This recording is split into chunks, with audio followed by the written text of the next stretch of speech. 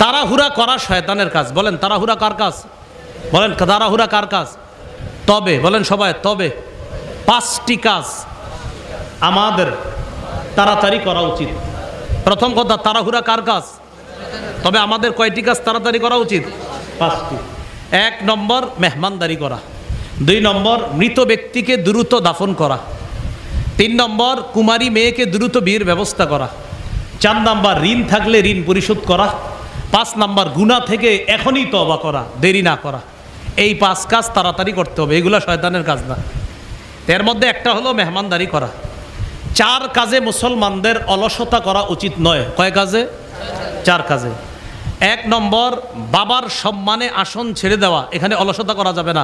আব্বারে কি বসতে দিমু না দিমু না? দিমু মানে আপনি যত বড় হন আপনার আব্বা দাঁড়ায় থাকবে নাকি? আপনি উঠে যাইতে হবে, আব্বা বসেন, সে আপনি যত বড়ই হন। আব্বারে বসতে দিমু কিনা এই টেনশনও করা যাবে না। এলো 1 নম্বর, বাবার সম্মানে আসন ছেড়ে দেওয়া, এই ক্ষেত্রে অলসতাও করা যাবে না, টেনশনও করা যাবে না। কিসের টেনশন? আব্বারে বসতে দিতে হবে।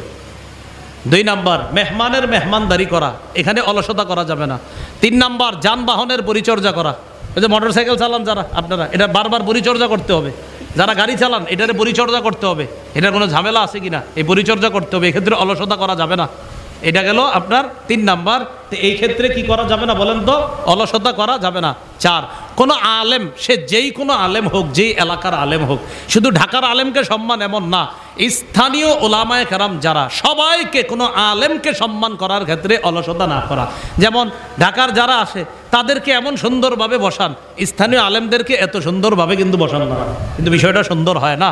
কোনো আলেমকে সম্মান করার ক্ষেত্রে এই জাতীয় অলসতা করা যাবে। আলেম, তার মধ্যে কোরআন আছে, হাদিস আছে, বাস তাকে সম্মান করতে হবে, সে বিবারিয়ার হোক আর ঢাকার হোক। এই কথাটা মাথায় রাখা। তো এই 4 কাজে অলসতা না করা। 1 নম্বর, বাবার সম্মানে আসন ছেড়ে দেওয়া, 2 নম্বর মেহমানদারি করা, 3 নম্বর যানবাহনের মেরামত করা। লোকমান হাকিম শুনছেন না নাম, ওনার উপদেশ। আর 4 নম্বর হলো কোনো আলেমের সম্মান করা, এক্ষেত্রে কোনো রকম অলসতা করা যাবে না। আর কয় কাজ তাড়াতাড়ি করতে হবে আমাদের? তাড়াতাড়ি কার কাজ? শয়তানের। আমাদের তাড়াহুড়া কয়টা কাজ করতে হবে? 5টা। এর মধ্যে একটা হলো মেহমানদারি করা, এই কথা মনে রাখা। মেজবানের 3 নম্বর করণীয় হলো উত্তম খাবার পরিবেশন করা। গোস্ত এখন সিজনের উত্তম খাবার। সহিহ বুখারীর 4712 নম্বর হাদিসের বর্ণনা, উতিয়ান নবী সাল্লাল্লাহু আলাইহি সাল্লাম বিলাহমিন, নবীর কাছে গোস্ত আনা হলো। ফারুফিয়া ইলাইহি জিরা, নবীর কাছে বাহুর অংশ দেওয়া হলো, গোস্তের রানের অংশ। কানাত তুজিবহু, রানের অংশটা নবী পছন্দ করতেন। আপনারা আবার ঢালাওভাবে রান চাইেন না গিয়ে মেজবানের বাড়ি থেকে, 1 রান কয়জনরে খাওয়াইব? ভাই নবী পছন্দ করতেন আর কি গোস্ত, এর মধ্যে আপনার রানের অংশ এটা পছন্দ করতেন। কানাত তুজিবহু, খুব পছন্দ করতেন। নাহসা মিনহা নাহসা, নবীজি এইভাবে মজা করে নিজে দাঁত দিয়ে কামড়িয়ে খাইতেন। সুবহানাল্লাহ, এই খাবার দিতে পারেন। আরেকটা হলো বকরির গোস্তের পায়া, এটা নবী পছন্দ করতেন, বকরির পায়া। তো এটাও আপনি মেহমানরে পরিবেশন করতে পারেন, এটা নবীজি খুব পছন্দ করতেন, যে বকরির পায়া। এটা হলো মেজবানের করণীয়, এটা তার সামনে পরিবেশন করা। মেজবানের 5ম করণীয়, কোনো কারণে যেন মেহমানের সম্মানহানি না হয়, এদিকে খেয়াল রাখতে হবে।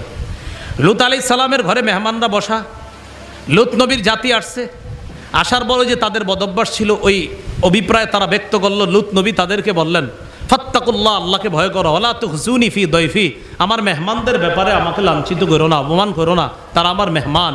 এই মেহমানদেরকে তোমরা অপমান করো না, তাদের সামনে আমারে অপমান করবা না। তো মেহমানের জন্য কোনো অপমান না হয়, এই বিষয়টা মাথায় রাখা, এটা মেজবানের করণীয় দায়িত্ব, কর্তব্য। এবার আমাদের 8 নম্বর আলোচনা, সর্বশেষ, মেহমানের করণীয়। মেহমান অসময়ে মেজবানের বাড়িতে না যাওয়া।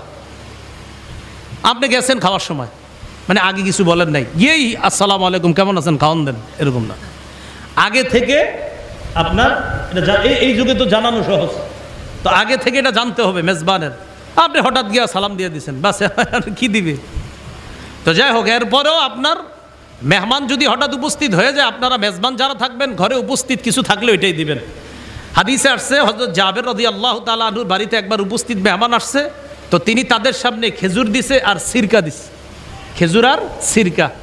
তো খেজুর আর সিরকা দেওয়ার পর, যখন খেজুর আর সিরকা দিছে, তো খেজুর এবং সিরকা দেওয়ার পর হযরত জাবের বললেন যে আমি নবীরে বলতে শুনছি, নি'মাল ইদাম আল খল্লু, সিরকা কতই না উত্তম তরকারি, তোমরা এটা দিয়ে আজকে খাবার খাও। সিরকা কতই না উত্তম তরকারি, এটা দিয়ে তোমরা খাবার খাও। তো এটা হতে পারে উপস্থিত যা থাকে তা দেওয়া। তো যাই হোক, মেহমান অসময়ে না যাওয়া, এই বিষয়গুলো আমাদের মাথায় থাকা। আল্লাহ আমাদেরকে বুঝার তৌফিক দান করেন। মেজবানের বাড়িতে যাওয়ার পর মেজবানের জন্য এমন কিছু না করা যেন মেজবানের কষ্ট হয়, এমন কাজ মেহমান না করা। যেমন একটু বুঝেন, এলাকায় কেউ আসছে আলেম, ওনারে আপনারা এক বাসায় নিয়ে গেছেন মেহমানদারি করতে। তো সাধারণত কোনো বুজুর্গ আলেম আসলে তার সাথে দেখা করার জন্য এলাকাবাসী যায়, এটা হতে পারে। যেমন কথার কথা, আমাদের কুমিল্লার আল্লামা মুফতি মুশতাকুন নবী কাসিমি সাহেব, ওনার হাজার হাজার লাখ লাখ ভক্ত আছে।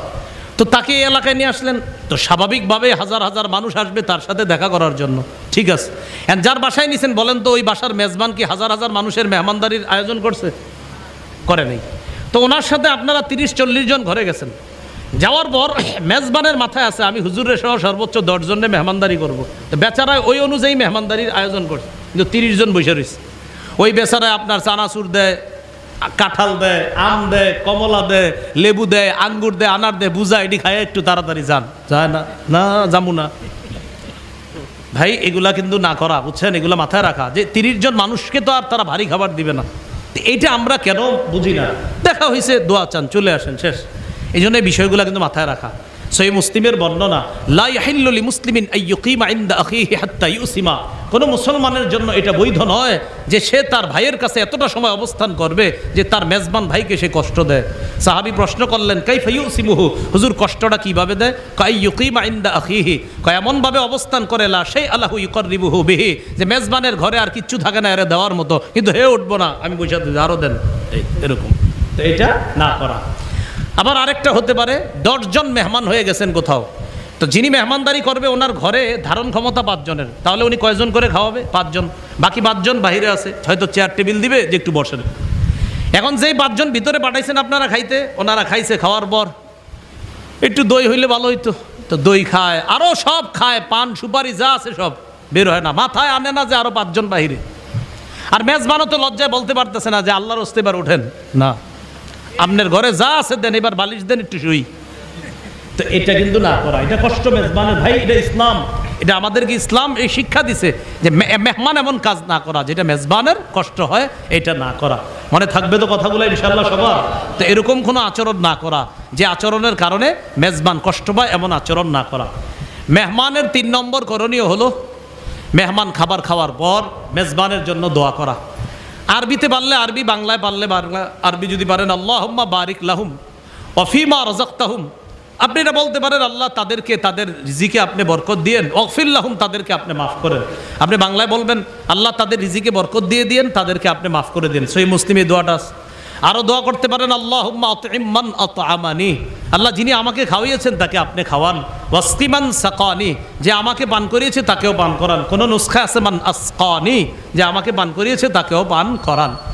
আরও দোয়া করতে পারেন আপনি এই দোয়াটা, আকালা তা'আমাকুমুল আবরার, তোমাদের খাবার যেন নেককার মানুষরা খায়। এই বাংলায় কথাটা বলা যাবে না বলেন? আর হাদিসেও আছে, লা ইয়াকুল তা'আমাকা ইল্লা তাকিয়ুন, এ মানুষ আমার উম্মত তোমরা শোনো, তোমার ঘরের খাবারটা ভালো মানুষরা ছাড়া যেন অন্যরা না খায়, তাকওয়াবান নেককার মানুষরাই যেন তোমার খাবারটা গ্রহণ করে। মেহমানদারির ব্যাপারে এই 8টা কথা আমরা জানলাম। সর্বশেষ যেটা জানলাম মেহমানের করণীয়, 7 নাম্বার জানলাম মেজবানের করণীয়। যদিও এই বিষয়গুলো আমরা হাসির ছলে নেই, তো বিষয়গুলো একটু গুরুত্ব দিয়ে না, মেজবান আর মেহমানের বিষয়গুলো খুব গুরুত্ব সহকারে নেওয়া। আল্লাহ আমাদের সকলকে কথাগুলা বোঝার তৌফিক দান করেন। আর কিছু আমল করব।